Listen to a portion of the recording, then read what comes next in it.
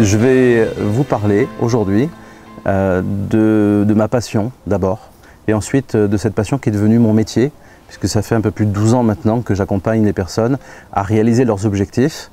Et je suis très ravi de vous voir ici dans ma maison, de vous recevoir. Donc voilà, bienvenue.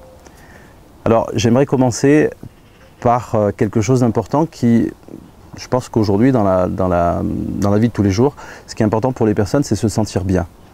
Faire en sorte que le bien-être au quotidien, il prend de plus en plus beaucoup de place.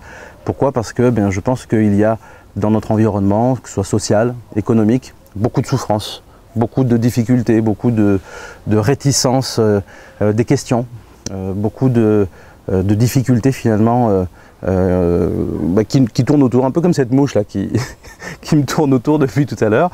Alors voilà, écoutez, on va voir ensemble des principes très simples qui vont nous permettre de pouvoir avancer vers ce mieux-être, vers ce bien-être, tout simplement. Alors beaucoup de personnes parlent de l'éveil des consciences et de mon point de vue, l'éveil de la conscience, c'est quelque chose qui correspond beaucoup plus finalement à quelque chose de concret dans le quotidien qu'une simple dynamique spirituelle. Alors bien sûr qu'il y a la spiritualité dans la vie, mais le spirituel et le matériel, pour moi, ça fait une seule chose. Donc il n'y a pas de spirituel d'un côté et de matérialité ou de matérialisme de l'autre côté. Voilà, donc les deux sont pour moi intimement liés. Et ma pratique du coaching, alors c'est vrai que ce mot coaching, il est un petit peu dénaturé, ou il a été pris un petit peu comme ça vient un petit peu des États-Unis, qu'il y a beaucoup de choses qui se disent sur ce fameux coaching. Eh bien, aujourd'hui, je vais peut-être lever un peu des voiles sur qu'est-ce que c'est que le coaching, enfin, comment je le vis, comment j'amène ce coaching au quotidien. Pour moi, coacher, c'est accompagner, c'est entraîner, mais c'est pas simplement entraîner dans le sens de l'entraînement d'un sport. Dans mon coaching, il n'y a pas de compétition, il n'y a pas ce phénomène d'être le meilleur, d'être le number one, comme on dit dans ces disciplines de coaching. On n'est même pas dans une dynamique de vouloir donner le meilleur de soi, puisque ça aussi c'est très management, très entreprise, hein, on va donner le meilleur de soi. On est dans une forme d'accompagnement où on va entraîner les gens à revenir vers eux-mêmes. Donc c'est le retour vers soi. Alors, pourquoi c'est important de revenir vers soi?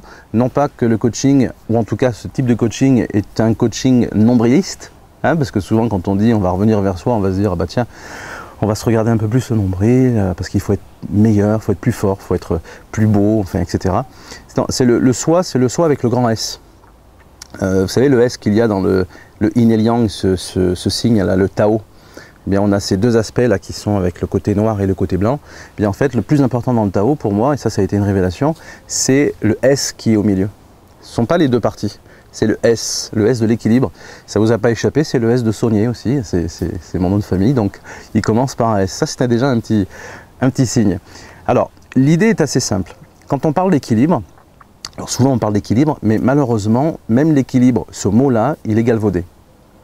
Pour la bonne et simple raison, c'est que quand on parle d'équilibre, on aurait une tendance à penser que c'est quelque chose qui tient comme ça en équilibre, vous voyez, et qui ne bouge plus. Et en réalité, la vie nous montre de partout et dans n'importe quel domaine de vie que tout bouge, tout est en mouvement. Alors, comment concilier l'idée de l'équilibre et l'idée du mouvement?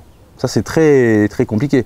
Comme on est dans une société qui est excessivement en mouvement, que ce soit physique, que ce soit émotionnel ou que ce soit mental, alors on a du mal à trouver éventuellement des pratiques ou une espèce de physio-philosophie pour l'équilibre. Et là je me réfère à quelqu'un avec qui j'ai travaillé il y a quelques temps, qui s'appelle le professeur El Amrani, qui est connu dans son domaine. Et lui, il ne parle pas d'équilibre. Il dit justement l'équilibre par lui-même n'existe pas. Ce qui existe, c'est ce que nous appelons, ce que lui appelle communément aujourd'hui, on appelle ça le déséquilibre fonctionnel. Alors c'est un modèle intéressant parce que ça fait partie d'un des éléments dans mon coaching d'accompagnement. C'est-à-dire amener les gens à fonctionner.